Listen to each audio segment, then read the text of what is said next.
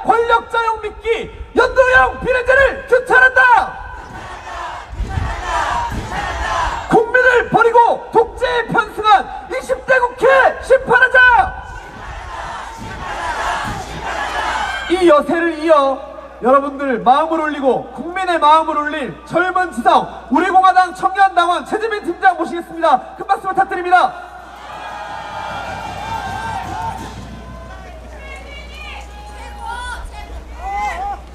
안녕하십니까. 우리공화당 당원 최진희입니다. 비오는 평일에 모여주셔서 굉장히 감사드려요. 우리의 뒤쪽을 보면은 저 한심스러운 민트색 돔을 저 경찰차들이 굉장히 애써서 둘러싸고 있어요. 안에도 저 형광색 옷 입은 불쌍한 경찰분들이 보여요. 뭐 좀 보호할 가치가 있어야 보호하는 보람이 있을 텐데, 그쵸 여러분? 우리 대부분이 태어나기도 전에 저기 저 중부 유럽에 있는 체코라는 나라가 공산화가 된 적이 있었습니다. 뭐 그때도 우리 대부분 태어나지도 않았었겠죠. 그때 무슨 일이 있었느냐 하면 그 당시 체코는 굉장히 발전한 나라였는데 그냥 공산화됐어요. 몇 가지 배경이 있었어요. 첫 번째, 국민들의 친소적 경향이 있었다. 국민들이 대부분이 선동이든 뭐든 어떠한 이유로 친소련적인 성향이었습니다. 한마디로 좌빨이었다는 얘기죠. 공산당, 그때는 공산당이 있었어요. 공산당하고 친사회주의적 성향을 가진 정당들이 대부분 높은 지지율과 높은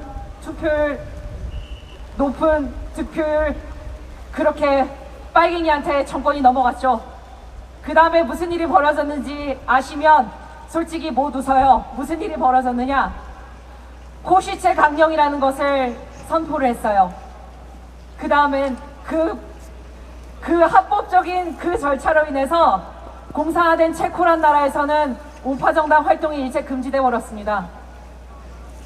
그 일련의 사태를 다 묘사한 책에서 말하기를 이런 대목이 나와요. 그때 여러 체코의 우파 정당들이 연대를 해서 힘을 합쳐보려고 했지만 때는 이미 늦었다.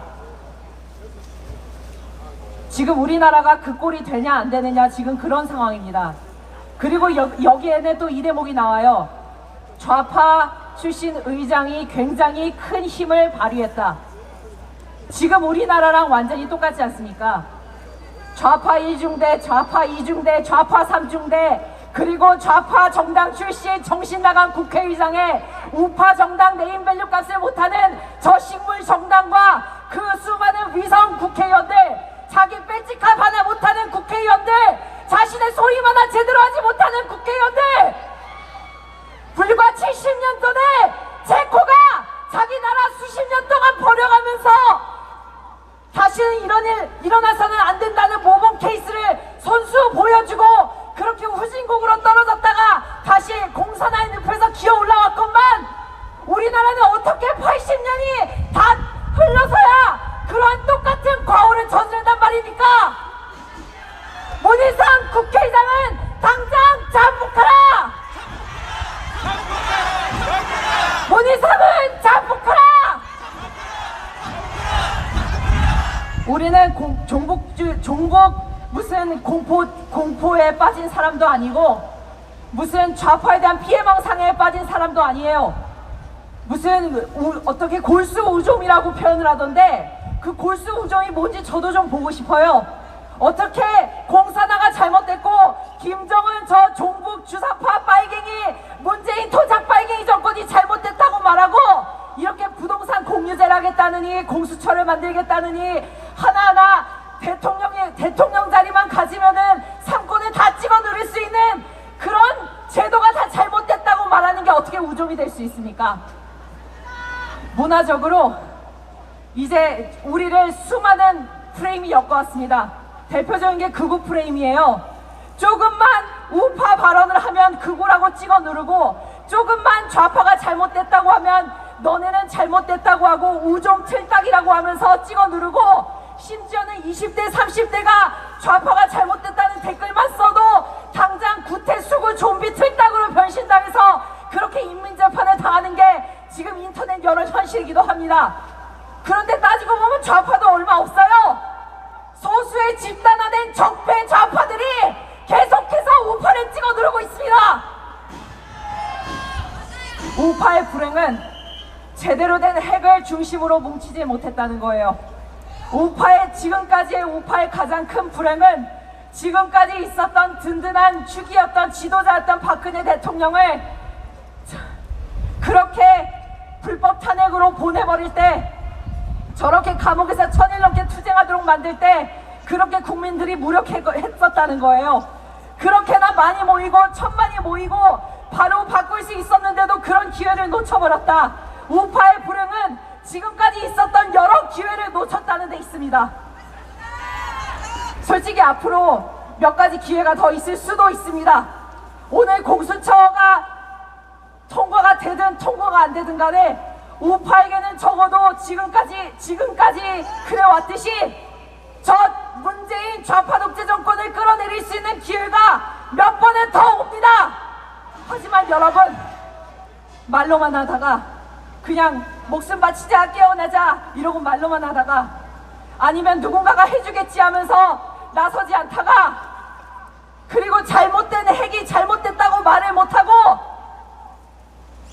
저렇게 배신을 하고 뒤통수를 치고 우파 국민을 배신하고 또 배신하는데, 그걸 잘못됐다고 말하지 못하고 고개나 조아리다가 또다시 기회를 놓쳐버리면은 그때는 우리나라에는 영원히 기회가 주어지지 않는 겁니다. 단순히 감정적인 배신자, 개인에 대한 원망, 내가 좋아하는 누군가를 배신했다고 해서 그 사람들이 배신자가 아니에요. 박근혜 대통령을 탄핵해서 지금 이 상황을 이 지경으로 만든 사람들은 우파 국민에 대한 배신자요, 역적입니다. 저는 역적이니 배신자니 하는 말들을 어려워서 솔직히 싫어했어요. 쉬운 말로 말씀드리겠습니다. 그 사람들은 우파 국민의 뒤통수를 쳤습니다. 더 이상 뒤통수 맞지 마세요, 여러분. 더 이상 저 한심한 국회의사당에 들어있는 저 잘못된 20대 국회 적폐 세력들한테 뒤통수 맞지 마십시오. 제대로 된 정치인과 제대로 된 사상을 가진 애국우파 국민, 제대로 된 애국우파 지도자를 여러분께서 보호하고 힘을 실어주지 않으면 대한민국에 영원한 기회가 없습니다. 마지막으로 구호하고 마치겠습니다. 대한민국 말아먹은 문희상은 자폭하라! 도착 빨갱이 문재인 좌파 독재 정권 끌어내자! 대한민국 말아먹는 좌파 독재 양복 공수처를 반대한다!